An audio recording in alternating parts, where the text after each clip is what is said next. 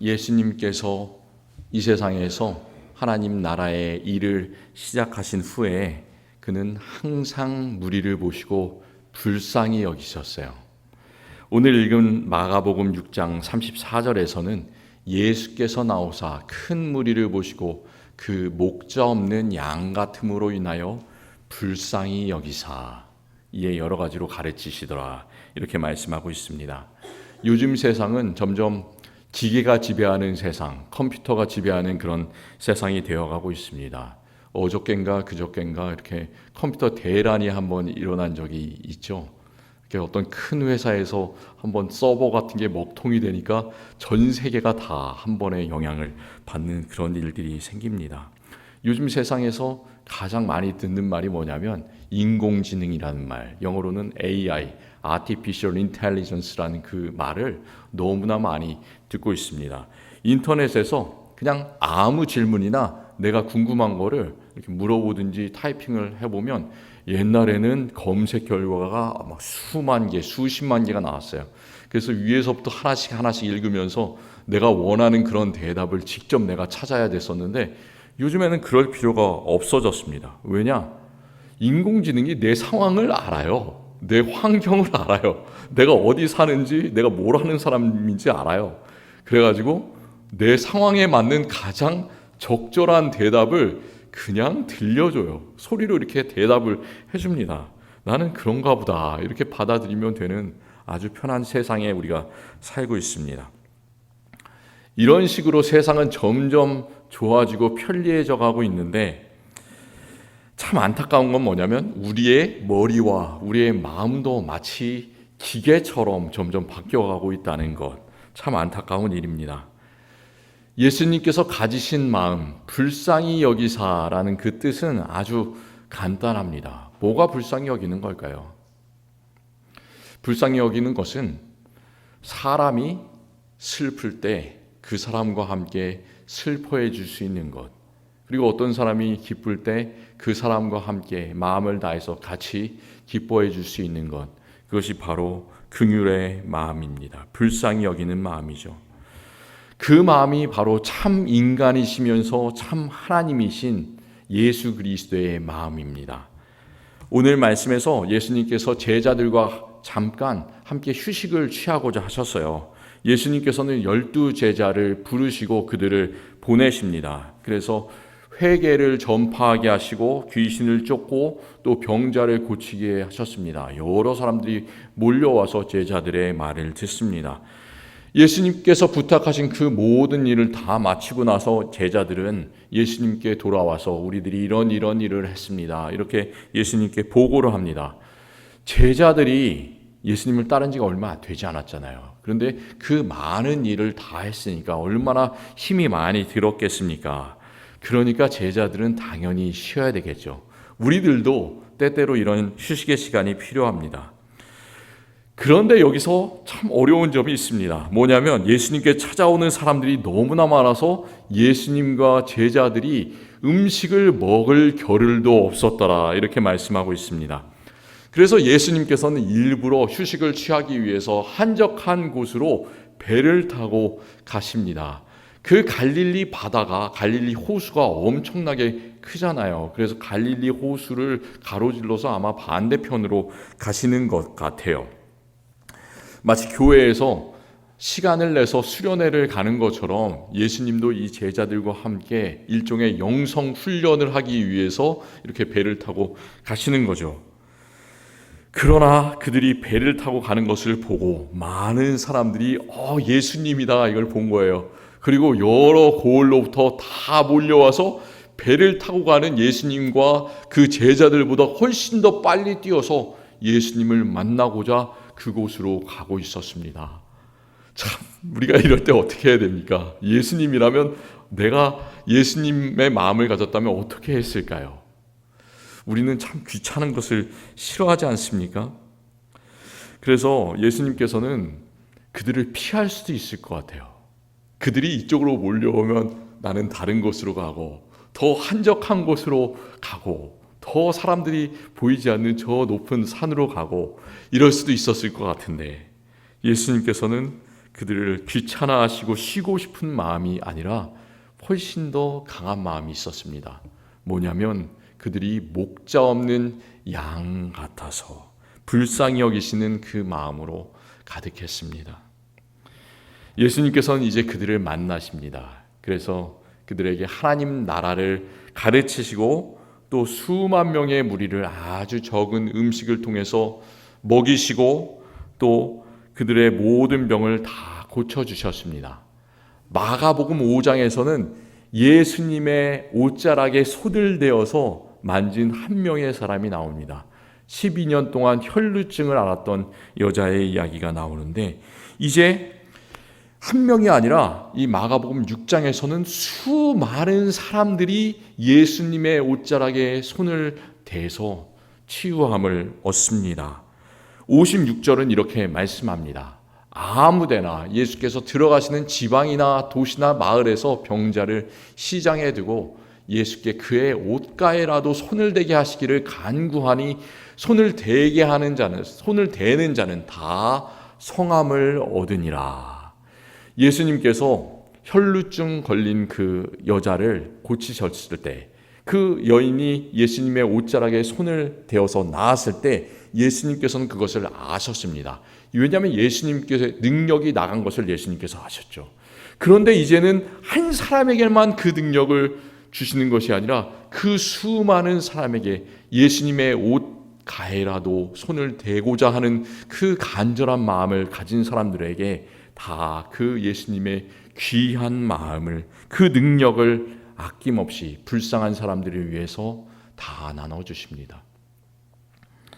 예수님께서 그들을 불쌍히 여기셨다라고 하는데 과연 세상에서 가장 불쌍한 사람이 누구일까요? 한번 생각해 보세요. 누가 가장 불쌍한 사람일까? 우리가 이 물음을 들으면 우리는 보통 사람들은 두 가지로 생각을 해요. 첫 번째는 우리가 아주 이기적이지 않습니까? 모든 사람이 다 이기적이에요. 그래서 가장 불쌍한 사람은 누구? 내 자신이라고 생각을 하는 거예요. 그래서 도움의 손길이 나에게 가장 먼저 와야 되는데, 다른 사람의 위로와 격려, 관심이 나에게 가장 먼저 와야 되는데, 그게 나를 향하는 것이 아니라 다른 사람을 향하게 하면 뭔가 우리는 마음이 좀 좋지 않은 그런 기분을 가지게 됩니다. 견디기 어려워합니다.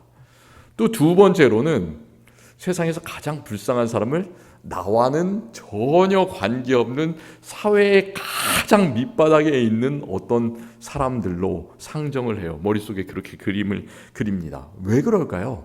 우리가 왜 그렇게 할까요? 그렇게 하는 이유는 뭐냐면, 저 사람들은 사회의 밑바닥에 있는데 그 사람과 나의 처지를 비교하면 나는 가진 것도 많고 나는 참 대단하고 훌륭한 사람이야. 이렇게 생각하기 위해서 그 가장 밑바닥에 있는 사람들을 생각을 합니다. 그런데 오늘 말씀에서 우리는 이 두 가지를 생각하지 않기를 원합니다. 내가 가장 불쌍하다든지 세상 저 멀리에 있는 나와 관계없는 저 사람이 불쌍하다든지 그래서 그 사람을 도와야 한다라는 그런 의무감을 버리고 우리를 보시고 또 가장 불쌍히 여기신 예수님께만 초점을 맞추기를 원합니다. 예수님의 그 긍휼의 마음, 불쌍하게 여기시는 그 마음에만 초점을 맞추기를 원합니다. 옛날에 고대 그리스의 철학자 중에 플라톤이라는 그런 사람이 있었습니다. 플라톤이라는 사람이 세상에서 가장 불쌍한 사람이 누군지를 얘기를 했어요. 누구라고 얘기했을까요? 이 사람은 세상에서 가장 불쌍한 사람은 독재자다, 이렇게 얘기를 했습니다. 독재자, 내가 독재자라면 얼마나 좋겠습니까? 내 마음대로 세상을 다 다스리고 그 큰 나라를 잘 다스리고 또 그 안에 있는 사람들 내 마음대로 다 부릴 수가 있으니까 얼마나 행복하겠어요. 그런데 왜 불행하다고 했을까요? 플라톤이 독재라는 그 체계는 모든 정치 체계 중에서 가장 자유가 없고 행복이 없는 체계다, 이렇게 얘기를 했습니다. 그리고 또 사람은 사람 혼자 존재하는 것이 아니라 모든 사회의 제도와 인간의 영혼은 서로 연결이 되어 있기 때문에, 그래서 독재를 하는 독재자는 참 세상에서 가장 불행한 사람이다, 이렇게 얘기를 했어요. 독재자는 정말 많은 것을 갖고 싶어 하는데 욕망이 엄청나게 큰데 그 욕망은 절대로 이 세상에서는 실현되지 못하고, 또 독재자에게 피해를 당한 사람이 얼마나 많겠습니까? 그 때문에 다친 사람, 그 때문에 죽어간 사람들이 얼마나 많겠습니까? 그러니까 그 피해를 당한 사람에게 언제 보복을 당할지 모르는 그런 두려움 속에서 항상 살아가야 되는 사람이기 때문에 독재자가 세상에서 가장 미저러블한, 가장 불쌍한 사람이다, 이렇게 얘기를 했습니다. 사실 예수님께서 무리를 보시고 불쌍히 여기시는 그 장면 앞에 마가복음 6장 앞부분에는 독재자 한 명의 얘기가 나와요. 그 독재자의 이름은 헤롯이었습니다. 헤롯 왕. 헤롯이라는 이름의 독재자들이 참 성경에 많이 나옵니다. 그런데 특별히 이 마가복음 6장에 나오는 헤롯은 어떤 사람이냐면, 예수님께서 태어나실 때 헤롯 왕이 있었잖아요. 그 사람이 새로운 왕이 나셨다 그러면서 별을 보고 찾아온 동방 박사들의 이야기를 듣고 어린 아이들 다 몰살시켜라 라고 명령했던 그 헤롯 왕, 그 사람은 헤롯 대왕이라고 불렸는데 그 헤롯 왕의 아들이었어요. 헤롯 안티파스라고 불리는 그 왕이었습니다. 그가 세례 요한을 옥에 가뒀어요. 그리고 그의 목을 베어서 죽여버립니다. 우리가 성경의 이야기를 잘 읽어보면 헤롯 왕이 직접 이 세례 요한을 죽인 것 같지는 않습니다. 세례 요한을 미워한 그 헤롯의 아내 헤로디아라는 사람이 있었는데, 그 헤로디아가 자기 딸에게 헤롯 왕 앞에서 춤을 추게 해요. 춤을 추고 먹고 마시고 이러니까 마음이 깊었죠. 그래서 헤롯이 그 헤로디아의 딸에게 내가 너에게 내 나라의 절반까지라도 주겠다. 네가 원하는 것이 무엇이냐? 이렇게 물어봤습니다. 그랬더니 이 헤로디아의 딸은 자기가 직접 얘기하는 것이 아니라 엄마한테 쪼르르 달려갔어요. 그래서 헤로디아에게, 엄마에게 물어봤어요. 그랬더니 헤로디아가 하는 말이 그 세례 요한의 목을 원한다, 이런 대답을 했습니다. 그래가지고 그 딸이 헤롯에게 가가지고 그 세례 요한의 목을 원한다고 했더니, 독재자는 어떻습니까? 독재자는 자기가 한 말이 참 무게가 있잖아요. 그렇기 때문에 자기 마음대로 자기가 내린 그 명령을 바꿀 수가 없습니다. 그래서 꼭 들어야 됩니다. 그렇기 때문에 명령을 내려서 세례 요한을 죽일 수밖에 없었던 것처럼 보여요. 우리가 그 이야기를 이렇게 쫙 들어보면 독재자는 마치 플라톤의 말처럼 독재 체계를 유지하기 위해서 스스로는 자유가 없는, 스스로 결정할 자유도 없고 스스로 할 수 없는 가장 불쌍한 사람인 것처럼 보입니다. 하지만 독재자가 정말 불쌍한 사람이겠습니까? 독재자가 세상에서 가장 불쌍할까요? 그렇지 않죠. 예수님은 플라톤처럼 철학적인 그런 말장난을 하지 않으십니다. 예수님께서는 독재자가 아니라, 헤롯이 아니라 그 독재자의 치하에서 신음하고 있는 목자 없는 양 같은 그런 무리를 불쌍히 여기셨습니다. 예수님께서는 그의 마음에, 그 목자 없는 양 같은 사람의 마음에 공감을 하셨어요. 예수님께 손가락질을 하던 많은 무리들이 있었는데, 특별히 바리새인 같은 그런 사람들이 있었죠. 그런 사람들은 예수님을 먹기를 탐하고 포도주를 즐기는 사람, 또 세리와 죄인의 친구라고 불렀습니다. 예수님을 놀리고 예수님을 비꼬고 그러기 위해서 한 그런 말이었지만 실제로 예수님께서는 그러셨습니다. 누구보다도 세리와 죄인들 불쌍히 여기시고 돌봐주셨어요. 성경은 수십 번에 걸쳐서 계속해서 고아와 과부와 나그네에 대한 그런 관심을 나타내고 있습니다. 예를 들어서 시편 146편에서는 여호와께서 나그네들을 보호하시며 고아와 과부를 붙드시고 악인들의 길은 굽게 하시는도다, 그렇게 말씀하고 있습니다. 왜 특별히 이 사람이냐? 그 당시 사회에서 가장 힘들게 살아가는 사람들이었기 때문입니다. 하나님께서는 물론 모든 사람들을 다 사랑하시고 우리 모두를 다 구원해 주기를 원하십니다. 그렇지만 그 중에서도 세상에서 소외되고 다른 사람들에게 사랑받지 못하는 사람들에게 예수님께서는 특별한 그 관심과 사랑을 보여주셨어요. 하지만 우리가 기억해야 되는 것이 한 가지 있어요. 그것은 독재자보다도 세리보다도 죄인보다도 더 불쌍한 사람이 있다는 그런 말이에요. 이 사람이 세상에서 가장 불쌍한 사람입니다. 그게 누구냐면 사도 바울이 고린도 교회 성도들에게 하는 말을 잘 들어보시기를 바랍니다. 만일 그리스도 안에서 우리가 바라는 것이 다만 이 세상의 삶뿐이면 모든 사람 가운데서 우리가 더욱 불쌍한 자이러라.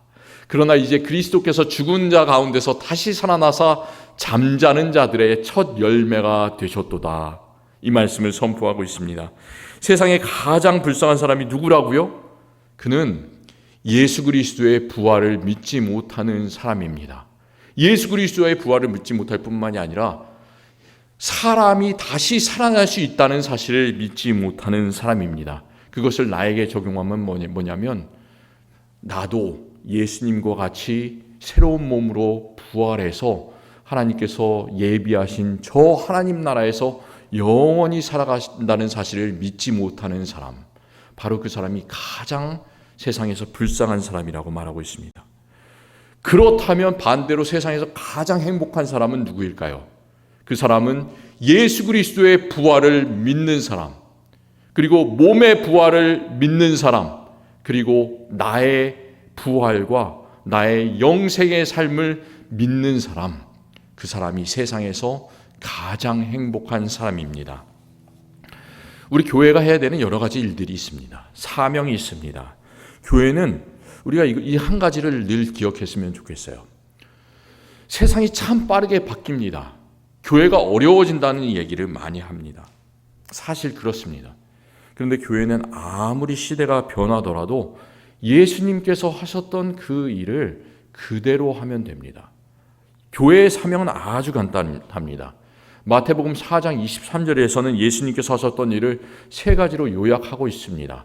예수께서 온 갈릴리에 두루 다니사 그들의 회당에서 첫 번째로 가르치시며 천국 복음을 전파하시며, 두 번째 전파하시고, 세 번째 백성 중에 모든 병과 모든 약한 것을 고치시니, 가르치시며 전파하시며 고치시는 일을 하셨습니다.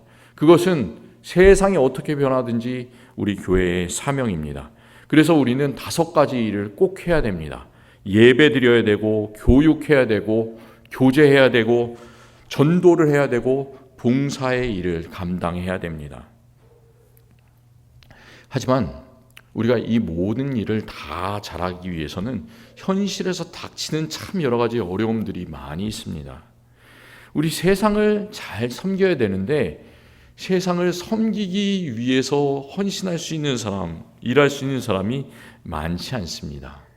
우리가 잘 가르쳐야 되는데 잘 가르칠 수 있는 사람들이 별로 많지 않고, 또 어려운 것은 뭐냐면 그 가르침을 받을 만한 사람이 요즘에는 많지가 않습니다.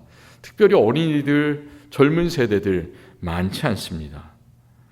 사람이 있어야 되고 재정이 있어야 되고 모든 여건들이 있어야 되는데 겉으로 보면 우리에게는 모든 것들이 다 부족합니다. 그런데 우리가 늘 기억해야 되는 것은 뭐냐면 겉으로 보이는 것보다 훨씬 더 중요한 것은 중심을 보는 거예요.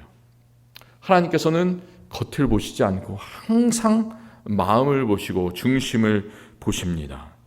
하나님께서 사무엘에게 이새의 막내 아들 다윗에게 기름을 부어서 그를 다음 왕으로 삼아라, 그렇게 하셨을 때 이 말씀을 하셨습니다. 사무엘은 아주 키가 큰 형들, 둘째 형들, 이런 사람들에게 관심이 있었습니다. 아주 멋지게 생긴 사람들이에요.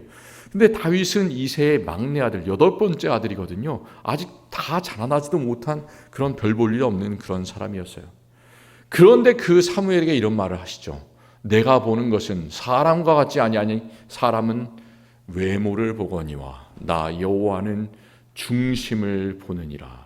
그 말씀을 듣고 사무엘이 그 이새의 막내 아들 다윗에게 기름을 붓고 그를 다음 왕으로 선포하게 됩니다. 사람의 마음을 보시기를 바랍니다. 예수 그리스도의 마음을 보시고 중심을 보시기를 바랍니다. 사람을 보시고 그 마음을 보시고 불쌍히 여기시면서 예수님의 깊은 마음을 보시고 예수님을 따라가기를 간절히 원합니다. 예수님께서 무리들을 불쌍히 여기시고 또 가르치시고 먹을 것을 주시고 그들을 고쳐주셨는데, 그 많은 일을 한 이유는 이 말씀에 있어요. 외모에 있지 않고요, 더 깊은 중심에 있습니다. 우리들이 외모로 하는 것들을 한번 생각해 보시기를 바랍니다. 우리들이 옛날에 공부를 할 때 학교에서 벼락치기라는 것을 많이 했어요. 어떤 거냐면 시험 하루 이틀 전에 막 책을 읽고 문제집 막 풀면서 머릿속에다가 막 그냥 지식들을 집어넣는 거예요. 그 지식이 오래 남아납니까? 절대 그렇지 않아요. 시험 보고 나면 바로 잊어버리게 됩니다. 그냥 겉으로 외모로 이렇게 꾸며놓은 지식은 금방 날아가게 되어 있습니다. 우리들 보통 하루에 몇 끼를 먹습니까? 하루에 3끼를 먹습니다. 어제 뭘 드셨어요? 어제 아무리 세상에서 가장 좋은 음식을, 가장 비싼 음식을 드셨다고 해도 그것을 좀 배에다가 채워놓고 한 하루 이틀, 일주일, 한 달 동안 아무것도 안 먹었으면 얼마나 좋겠습니까? 그런데 그게 아니잖아요. 오늘 아침 되고 점심 되면 또 배가 고파서 이렇게 냉장고를 열고 찾아서 먹을 수밖에 없는 것이 우리들입니다. 아무리 병이 나았더라도 사람은 조금 지나면 다시 아프게 되어 있습니다. 예수님께서 이렇게 죽었다가 다시 일으켜 세워주신 사람이 3명이 있었습니다. 그런데 그 사람들이 어떻게 됐을까요? 몇 년 후에는 다시 아팠겠죠. 몇십 년 후에는 또 아팠겠죠. 그래서 그들은 다시 무덤 속으로 들어갈 수밖에 없는 그런 불쌍한 처지의 사람들입니다. 예수님께서 하신 이 모든 일의 목적, 눈으로 보일 때 참 좋구나, 먹을 것도 주시고 고쳐주시고 가르치시고, 이 모든 것들의 목적은 뭐냐면 그냥 그 겉으로 보이는 그들의 배고픔, 겉으로 보이는 그들의 질병을 해결해 주시기 위해서가 아니라 그것을 넘어서 그들의 마음에 있어요. 그들의 본질적인 영혼을 구원하는 것, 그것을 위해서 예수님께서는 그 모든 일을 하셨습니다.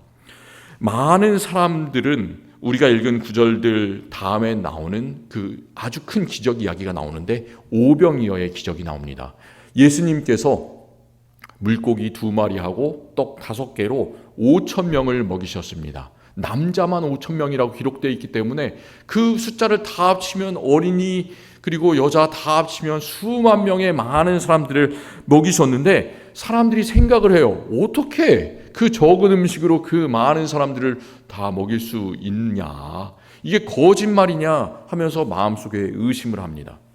우리들이 깊이 생각해야 하는 것은 뭐냐면 성경의 말씀은 수학과 관련된 것이 아닙니다. 성경의 말씀은 과학과 관련된 것이 아닙니다. 어떻게 이 적은 음식을 뻥튀기를 해서 이렇게 많은 사람이 먹을 수 있는가? 그것에 설명하는 것이 절대로 아닙니다. 예수님은 그 많은 사람을 적은 음식으로 먹이셨어요. 우리는 그 사실을 믿어야만 해요. 그 이유는 무엇일까요? 그것을 통해서 예수님은 모든 사람들이 누리게 될 천국의 잔치를 미리 그 이야기를 통해서 보여주고 계십니다. 이 땅에서는 배고픔이 있고, 이 땅에서는 눈물이 있고, 이 땅에서는 사망이 있지만 우리가 가게 될 저 하늘나라에서는 애통하는 것이나 곡하는 것이나 아픈 것이 없음을 예수님께서는 이 땅에 보여주신 모든 사건을 통해서 그 불쌍한 무리들에게, 그리고 우리들에게 계속해서 말씀해 주고 계십니다. 정현종 시인이라는 분이 계세요. 이분이 불쌍하도다라는 제목의 시를 썼습니다. 시의 내용이 이렇습니다. 들어보세요.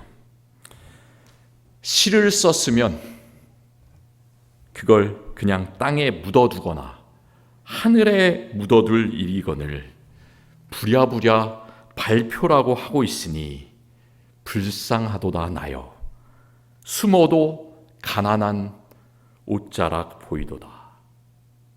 시가 아주 짧습니다. 벌써 끝났어요. 시인의 말처럼 이렇게 별로 대단해 보이지도 않는 그런 시인데 왜 발표를 했는지 잘 모를 것 같은 그런 시예요. 그래서 제가 이 시를 잘 이렇게 찬찬히 생각을 해보면서 그 마지막 줄, 마지막 연에 있는 숨어도 가난한 옷자락 보이도다, 불쌍하도다 나여. 그러면서 우리의 처지가 바로 이렇구나라는 것을 생각하게 됐습니다. 참 우리의 불쌍한 모습을 보는 것 같아요. 우리는 아무리 우리의 옷자락을 예쁘게 꾸미고 얼굴을 예쁘게 꾸미고 또 아무리 잘난 척하고 아무리 겉으로 다른 사람들에게 잘 보여주려고 하지만 우리는 어떻습니까? 시간이 가면 갈수록 우리는 후패하는 사람들이지 않습니까? 점점 공고한 사람, 그 불쌍한 모습을 절대로 감출 수 없는 그런 사람이에요. 그렇기 때문에 사도 바울도 이렇게 인간의 곤고함에 대해서, 불쌍함에 대해서 소리를 지르고 있습니다. 오호라, 나는 곤고한 사람이로다. 참 불쌍하지 않습니까? 우리가 이 사망의 몸에서 누가 나를 건져내랴. 예수님으로부터 직접 소명을 받은, 예수님의 음성을 들은 사도 바울인데 그 놀라운 영성 훈련을 한 사람, 아라비아 광야에까지 가서 그 고난을 다 이기고 다시 사도가 되어서 돌아와서 복음을 전한 그 사도 바울인데, 그럼에도 불구하고 그 몸에는 가시가 있고 그 마음 속에는 곤고한 그 깊은 마음이 있음을 이렇게 이야기를 합니다. 그렇다면 우리는 오죽하겠습니까?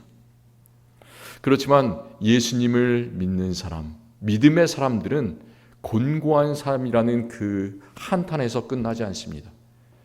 나의 그 밑바닥의 삶에서 일어나서 우리를 언제나 지켜보고 계시는 예수 그리스도를 바라봅니다. 그러면서 바로 2절 있다가 이 고백을 하고 있어요. 그러므로 이제 그리스도 예수 안에 있는 자에게는 결코 정죄함이 없나니 이는 그리스도 예수 안에 있는 생명의 성령의 법이 죄와 사망의 법에서 너를 해방하였습니다. 나를 해방하였습니다. 우리는 죄와 사망의 법 가운데 있는 사람이지만 이제는 예수 그리스도의 생명의 법으로 지배를 받는 그런 놀라운 믿음의 사람이 되었습니다. 우리는 그런 사람이에요. 예수님께서 불쌍히 여기시는 그 사람, 그 가운데서는 죄인과 세리만 포함되어 있는 것이 아니라 저와 우리 모두가 포함되어 있습니다. 예수님은 우리의 깊은 마음을 아시고 위로해 주시고 늘 함께해 주십니다.